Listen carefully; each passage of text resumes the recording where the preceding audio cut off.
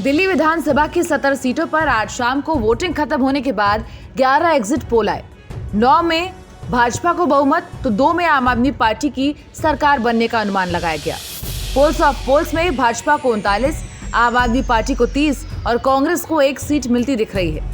JVC और पोल diary ने अपने एग्जिट पोल में अन्य सभी को 1-1 सीट मिलने के आसार दिखाए हैं। अगर भाजपा को बहुमत मिलता है तो वो 27 साल बाद सत्ता में लौटेगी। इससे पहले 1993 में भाजपा ने 49 सीटें जीती थीं और 5 साल में 3 सीएम भी बनाए थे।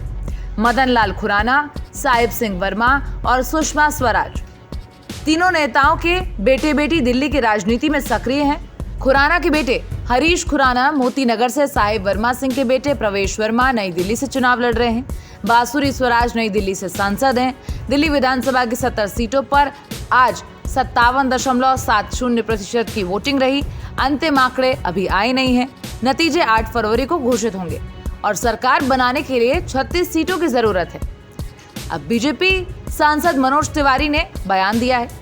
उन्होंने कहा कि मैंने अभी जो एग्जिट पोल देखे हैं तो उसके हिसाब से उन्हें लगता है कि रिजल्ट एग्जिट पोल से बेहतर होने जा रहे हैं। लोगों के बीच जो प्रतिक्रिया हमने देखी है उससे भाजपा सत्ता में आ रही है। और वहीं आम आदमी पार्टी के नेता सुशील गुप्ता ने कहा कि ये हमारा चौथा चुनाव है और हर बार एग्जिट पोल में आपकी सरकार बनते हुए नहीं दिखाई गई। अरविंद केजरीवाल ने दिल्ली के लोगों के लिए काम किया है। 8 फरवरी को नतीजे आपके पक्ष में आएंगे।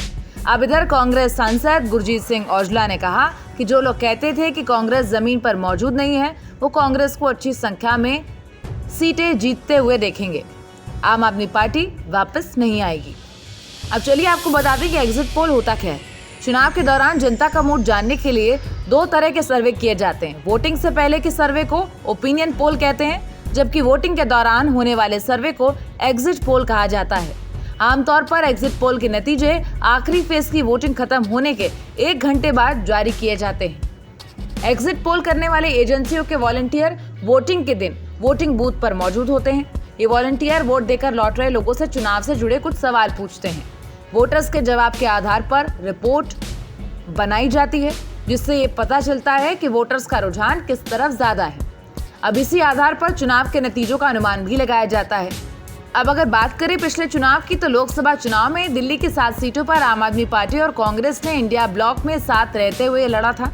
इसके तहत आम आदमी पार्टी ने 4 और कांग्रेस ने 3 लोकसभा सीटों पर चुनाव लड़ा था, लेकिन सभी 7 सीटों पर भाजपा ने कब्जा जमाया था।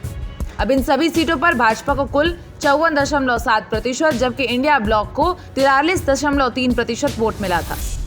सभी सीटों पर जीत हार का मार्जिन औसतन 1.5 लाख के आसपास रहा था। अगर लोकसभा के नतीजों को विधानसभा के अनुसार देखें तो भाजपा को स्पष्ट बहुमत मिलता दिख रहा है। भाजपा 92 विधानसभा सीटों पर जीत रही है, ऐसा महापोल्स एग्जिट पोल्स में देखने को मिला है। Bureau report, Bharat express.